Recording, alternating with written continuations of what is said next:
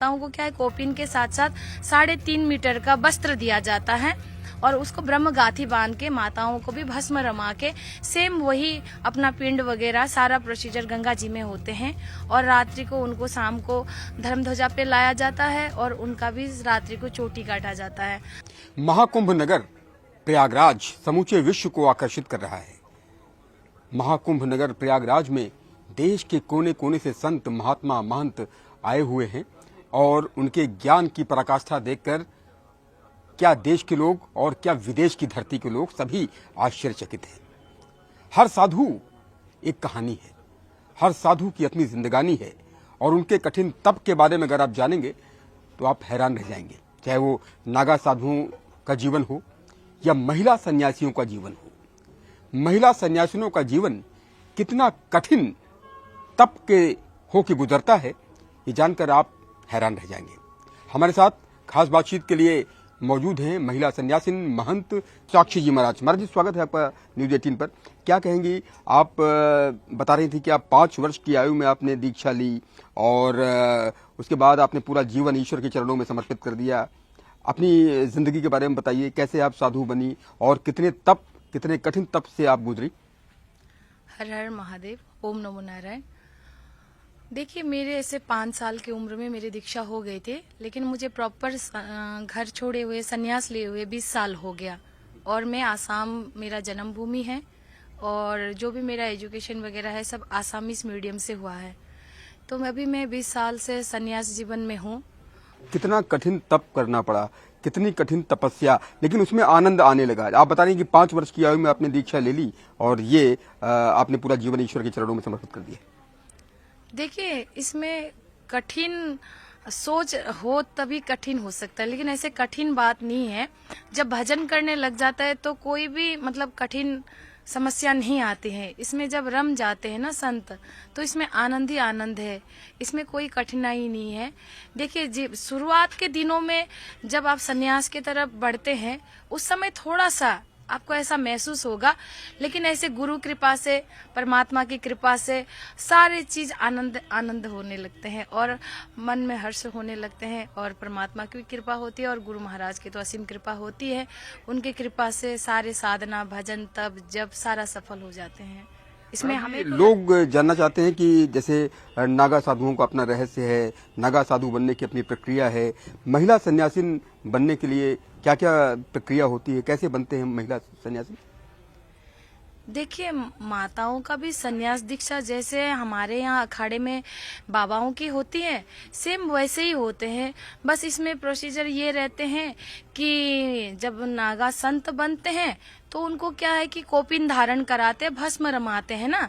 और ये जो पिंड वगैरह है वो तो चले हम बता नहीं सकते क्योंकि वो संस्कार की बात है। तो गंगा जी में उनका पिंड वगैरह इत्यादि होते हैं। फिर आपका धर्म ध्वजा पे लाया जाता है। रात्रि को आचार्य जी रात्रि को 12 बजे आते हैं, फिर वहां पर चोटी काटा जाता है।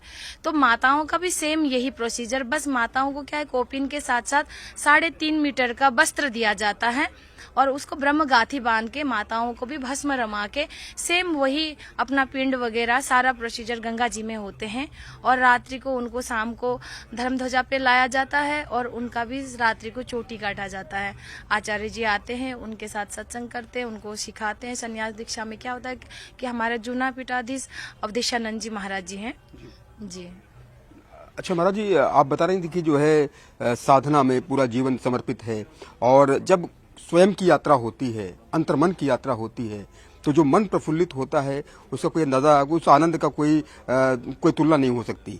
जब अंतर मन में व्यक्ति जाता है तो आप लोग जैसे अंतर यात्रा करते हैं और ध्यान में रमते हैं, ध्यान ही परमानंद की प्राप्ति। हाँ जी, इसमें तो ध्यान जरूरी है संत जीवन में, क्योंकि ध्यान से क्या है, मन एकाग्रचित होता है और संन्यास जीवन में मन एकाग्रचित होना बहुत आवश्यकता है, जरूरी है। और उसमें मन क्या है, शांति मिलती है और एकाग्रचित बनी रहती है और इसके लिए बहुत आवश्यकता है ध्यान मेडिटेशन का। क्या तंत्र साधना भी करते हैं आप लोग? नहीं, देखिए, महादेव से बड़ा तंत्र कौन हो सकते हैं ना। माँ आदि शक्ति वो भी तंत्र विधि में आते हैं और जिस आसाम में मेरा जन्म है और आसाम का जो माँ कामाख्या है वो भी तंत्रपीठ से ही है।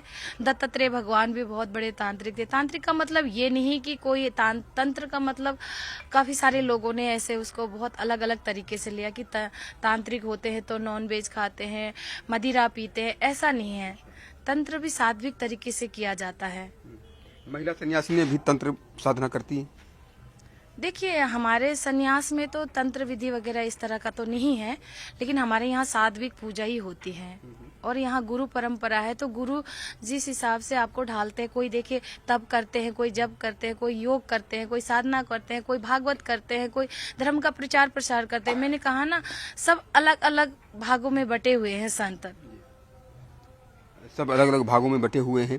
आप दादा गुरु हैं, 34 वर्ष की आपकी आयु है, आपके शिष्य हैं, आपके शिष्यों के भी शिष्य हैं। मतलब हमको लगता है कि इतनी कम उम्र में दादा गुरु बनना ये एक उपलब्धि है। ये मतलब आपने जो जीवन समर्पित किया है 5 वर्ष की आयु में, जिस तरह से दीक्षा आपने ली, तो ये समर्पण का भाव जो है आपकी जो है इस कार्रवाई को बढ़ाता है। देखिए, ये सब गुरु महाराज का आशीर्वाद है और परमपिता परमेश्वर का आशीर्वाद है। इसमें मैं अपना मेहनत में नहीं मानती, सब उन्हीं की कृपा से मुझे प्राप्त हुआ है ये सारी चीजें। अच्छा, एक आखिरी सवाल, मकर संक्रांति का स्नान संपन्न हो चुका, पौष पूर्णिमा का स्नान संपन्न हो चुका, अब अगला स्नान मौनी अमावस्या का स्नान है। तो मकर संक्रांति के स्नान के बीच में और मौनी अमावस्या के स्नान के बीच में और क्या प्रक्रियाएं होती हैं? जैसे यहाँ पर कुंभ नगरी में आप लोग हैं, अखाड़ा सभी यहाँ पर पहुंचे हुए हैं, इस दौरान मकर संक्रांति और मौनी अमावस्या के बीच में क्या होता है? देखिए, यहाँ तो अभी सभी संत, ये कुंभ है ना, कुंभ में चाहे आप नल का जल भरिए, चाहे नदी का जल भरिए, चाहे गंगा जल भरिए, आएंगे तो एक ही घड़े में ना। तो यहाँ पर जैसे कोई महात्मा पंजाब से, गुजरात से, हमारे न जाने भारत देश में कितने राज्य हैं, सभी राज्य के साधु संत, यहाँ तक विदेश तक से भी आए हुए हैं ना। जो पहाड़ों में आपके बद्री, केदार, ये सब जंगलों में जो भी तपस्या कर रहे 12 साल से, 6 साल से, वो भी नीचे आके अपना कुंभ में मिल रहे हैं एक दूसरे से। यहाँ हमारे जैसे आप लोगों का त्योहार होता है, एक प्रकार से समझ लीजिए हमारा कुंभ का त्योहार है, हमारा संतों का त्योहार है। एक दूसरे के पास आते जाते हैं, एक दूसरे के पास जलपान करते हैं, मिलते हैं, सत्संग करते हैं। और काफी सारे संत यहाँ भजन करते हैं, अपना है ना, तप करते हैं, सुबह शाम का अपना नित्य कर्म करते हैं। कोई अन्न क्षेत्र चला रहे हैं, कोई कथा कर रहे हैं, कोई सत्संग कर रहे हैं, यही सब चल रहा है। संतों की दुनिया आजकल मॉडल्स को भी आकर्षित कर रही है, कई मॉडल्स भी साध्वी बन गई हैं, उनके बारे में कहा जा रहा है। क्या कहेंगी कि ये चहुओर इसका संत महात्माओं की जो पूंजी है, जो अंतरात्मा में जाने की पूंजी है, साधना की जो पूंजी है, उससे विश्व आकर्षित हो रहा है। और चाहे वो बॉलीवुड हो, चाहे मॉडल्स हो, कोई भी हो, वो सभी जो है इस दुनिया में आना चाहते हैं। देखिए, मैंने आपको थोड़ी देर पहले बोला, जब तक किसी के देखा देखी में संत ना बने, जब तक आपके हृदय में वो श्रद्धा ना हो, भक्ति ना हो, वैराग्य ना हो और समर्पण भाव ना हो और त्याग की भाव ना हो, तब तक संन्यास धारण नहीं करना चाहिए। और देखा देखी में तो लोग आजकल, आज के समय में तो न जाने क्या क्या करते हैं ना। तो देखा देखी में संन्यास धारण ना करें, क्योंकि देखिए, इस संन्यास में आने के बाद, इस भेष में आने के बाद, इसमें बहुत सारी चीजों का, नियमों का पालन किया जाता है। और इसीलिए किसी के बहकावे में भी ना आए और किसी के बोलने पर भी संत ना बने, जब तक आपके हृदय में वैराग्य धारण ना हो। बहुत बहुत धन्यवाद आपका साक्षी जी महाराज, जिन्होंने हमसे खास बातचीत की। महिला सन्यासी ने कैसे बनती है, क्या प्रक्रिया होती है, उसके बारे में बताया। 5 वर्ष की आयु में इन्होंने दीक्षा ली और 34 वर्ष की आयु में दादा गुरु हैं। वाकई में कुंभ की दुनिया रहस्यों से भरी हुई है, चाहे वो नागा साधुओं का रहस्य हो, चाहे महिला सन्यासिनों का रहस्य हो। सन्यासिन बनना जीवन को ईश्वर के प्रति समर्पित करना है। कैमरा पर्सन सोनू मंडल के साथ उमेश श्रीवास्तव, न्यूज़ 18, महाकुंभ नगर, प्रयागराज।